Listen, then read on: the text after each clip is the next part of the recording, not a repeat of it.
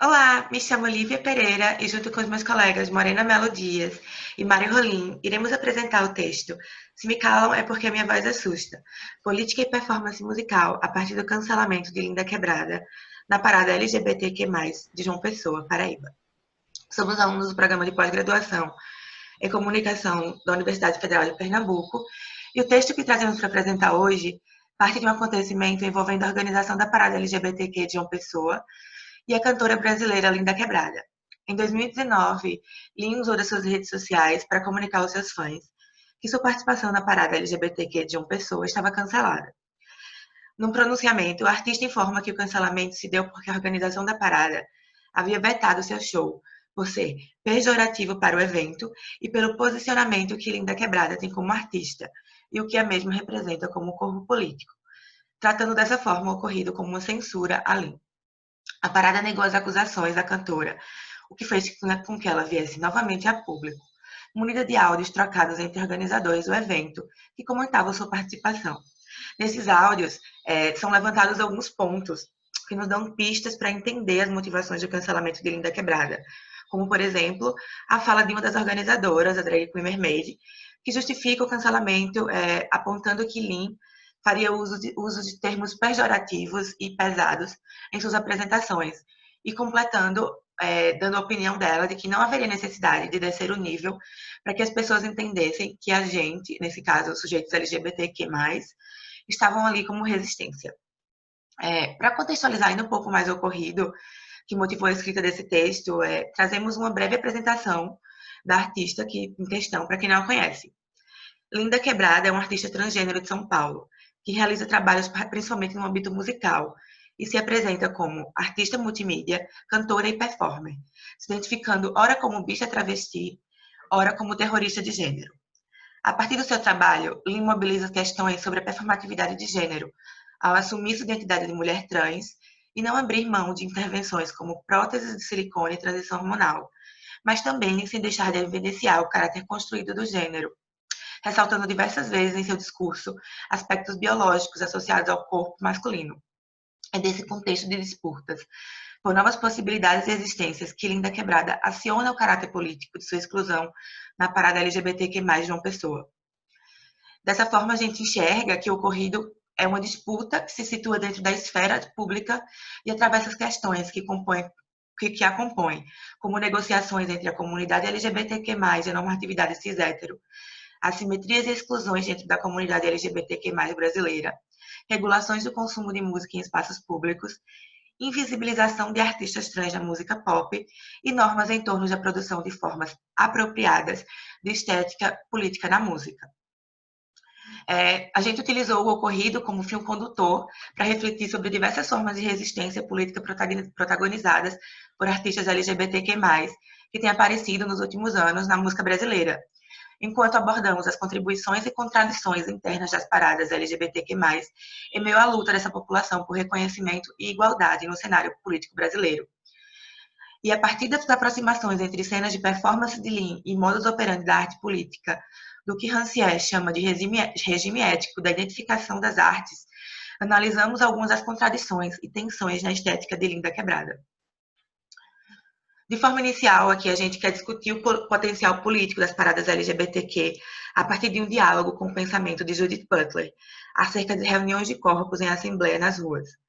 Para introduzir esse debate, eu trago o conceito de precariedade enquanto uma condição politicamente induzida de vulnerabilidade, que é distribuída de forma não homogênea entre determinadas populações que sofrem com a deterioração de redes de apoio sociais e econômicas.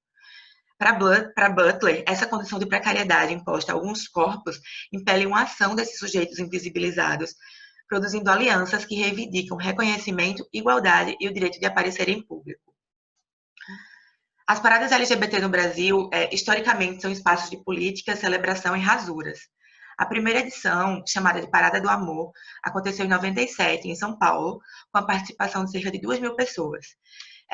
De acordo com o site do evento, essa primeira edição tinha o objetivo de reunir lésbicas, bissexuais, transexuais, travestis e ativistas para celebrar o orgulho e protestar contra o preconceito. O sucesso dessas edições seguintes que ocorreram em São Paulo foi acompanhada por várias outras cidades no Brasil, que passaram a fazer suas paradas próprias. Hoje em dia, de acordo com um levantamento recente, temos em torno de 297 paradas realizadas no Brasil. Quando Butler defende que os corpos reunidos em assembleia falam, fazem políticas e aparecem, especialmente esses ditos precários, encarando suas manifestações em assembleia como um exercício performativo do direito de aparecer e reconhecendo que as condições de precariedade do sujeito está diretamente ligada às normas coercitivas de gênero e sexualidade, entendemos dessa forma como os outros se unem para desenvolver maneiras de serem vistos, de formas que as lutas em comum se tornam bases para a resistência. Juntamente com esse pensamento, consideramos que as paradas LGBTQ um bom exemplo de aliança onde a aparição de corpos precários e mobilizações de rua é essencial na luta pela cidadania. Contudo, ressaltamos que a partir do exemplo de Lin, que mesmo uma comunidade marginalizada de amplo histórico de resistência também pode apresentar formas de policiamento e exclusão. Se aparecer significa ser registrado pelos sentidos e ter os corpos enxergados, negar o corpo travesti, preto e periférico de Lin de participar de um espaço que, em tese, também é seu, é também negar duplamente a existência do seu corpo e do seu direito de aparecer. É a partir do policiamento da performance de gênero e artística de Lin que é exposta a dupla precariedade expostas aos corpos trans, rejeitados pela norma e pelo que deveria ser desviante. Eu passo agora a palavra para Morena.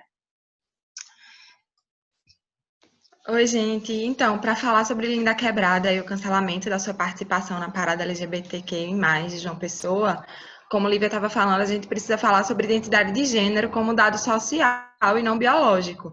E a partir disso, então, a gente pode se aprofundar na discussão sobre como os corpos transgênero perturbam essa suposta estabilidade do sistema que conecta o sexo ao gênero. Aqui, nos interessa pensar na dimensão compulsória da associação entre genital e gênero, que pressupõe uma relação biológica entre a identidade de gênero e o sexo dentro de um enquadramento regulatório. Pensando junto com Judith Butler e também com Guacira Lopes Louro, que é uma pesquisadora brasileira de gênero, a gente entende esse enquadramento regulatório do sistema que conecta o sexo ao gênero como uma espécie de forma binária que divide as pessoas em homens ou mulheres. Nós estamos aqui interessados em olhar como as pessoas transgênero desestabilizam esse sistema, como esses corpos incomodam.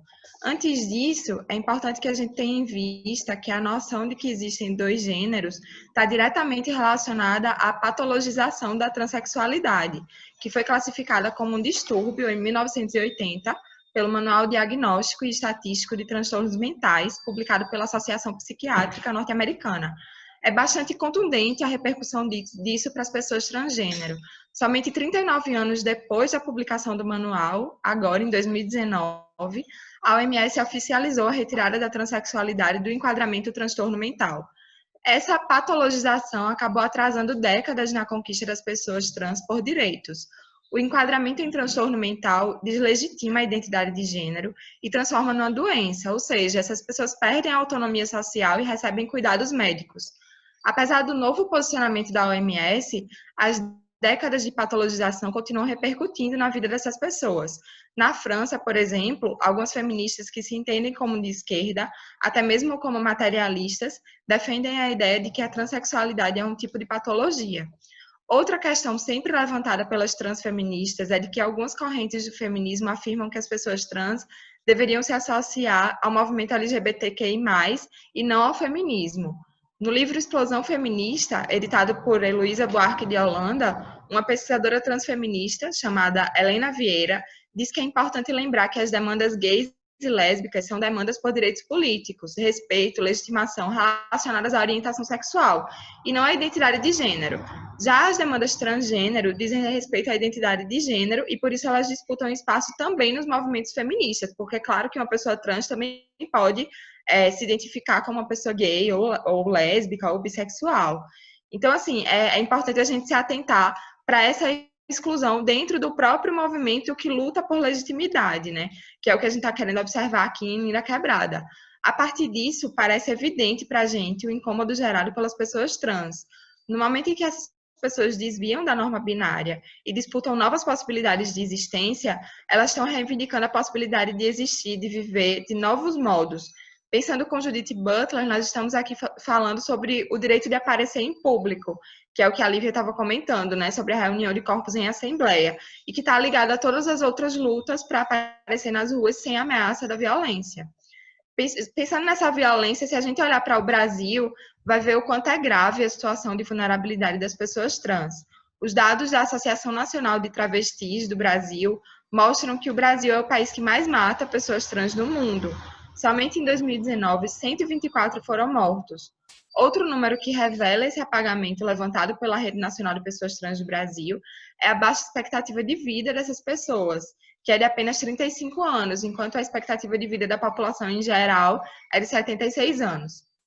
A gente está aqui fazendo essa breve recuperação histórica e trazendo esses números atuais para tentar entender como a repercussão do trabalho de Linda Quebrada, que teve um filme sobre a sua história circulando em festivais internacionais, ganhando inclusive a Berlinale, que é a mostra de filmes LGBTQI+, do Festival de Berlim, junto a isso a participação em uma série da TV Globo, que é a maior TV aberta aqui do Brasil, a apresentação de um programa de TV também no Canal Brasil, como essa existência mediatizada de Linda Quebrada provoca uma espécie de fratura narrativa histórica dos transexuais, até aqui bastante pautada por uma invisibilidade. Essa invisibilidade que classifica a identidade de gênero como um distúrbio mental, deslegitima essas pessoas, que tira essas pessoas das escolas que não estão preparadas para elas, essa invisibilidade que tira essas pessoas também do mercado de trabalho, de uma possibilidade de existência segura nas ruas de São Paulo ou de qualquer cidade do Brasil, por exemplo. A gente fez um breve levantamento da produção acadêmica sobre o transfeminismo, que só endossou a ideia de que o tema é bastante recente aqui no Brasil. O primeiro seminário realizado aqui no país sobre a desconstrução de gênero aconteceu em 2013. E somente em 2014 foi publicado o primeiro livro brasileiro sobre o assunto, editado por uma pesquisadora e ativista transgênero, Jaqueline Gomes de Jesus. Bem, para o transfeminismo, a pauta principal é que as vidas das pessoas trans são dignas de serem vividas. Enquanto o feminismo da segunda onda levantou questões sobre o caráter socialmente construído da categoria social mulher, disputando a ideia sobre a essência feminina, o transfeminismo propõe ampliar o feminismo com um trabalho de coalizão com todas as pessoas.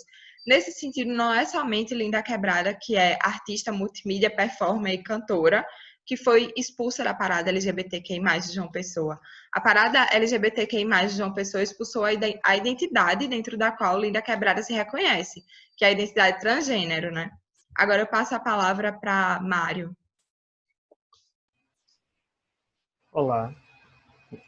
Pois bem, levando todos esses fatores, todos esses argumentos, todas essas informações que Lívia e Morena trouxeram, é importante ressaltar também que o cancelamento do show de Linda Quebrada na parada LGBTQ+, de João Pessoa envolve não só policiamentos ou partilhas do sensível baseadas em marcadores identitários ou sociais, mas também em questões particulares da estética e do sensível.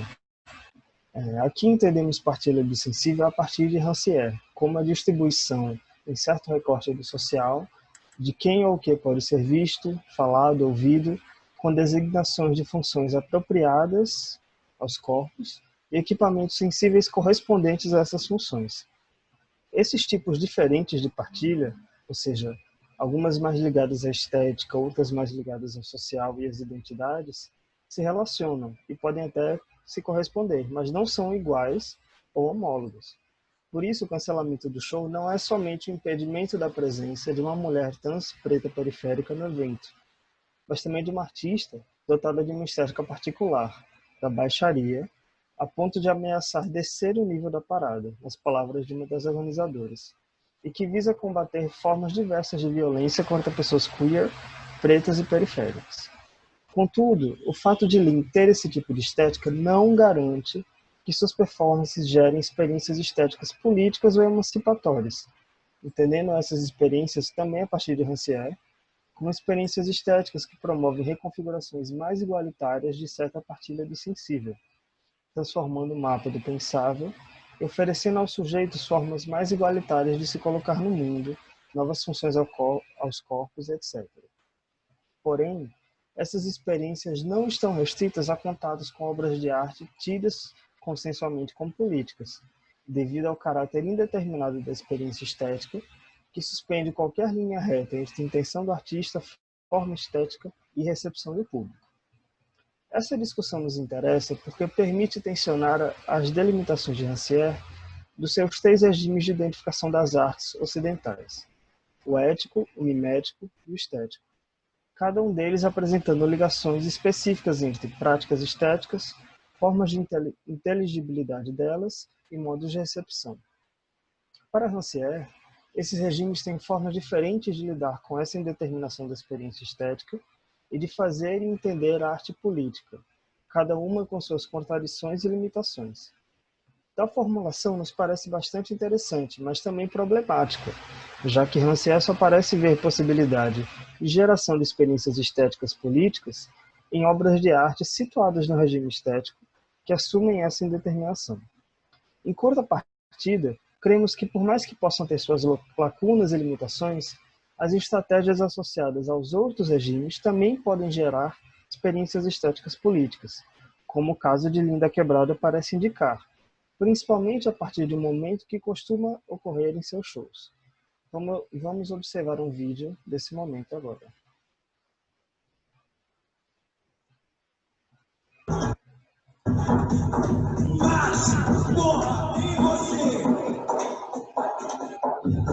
Macho branco, ansioso, engenho, colonizador, já por trás.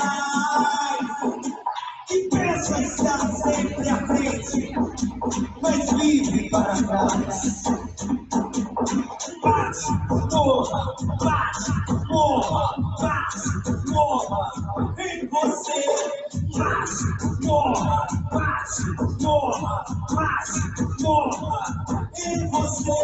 E sinta você também a força dos meus ancestrais. Bate, morra.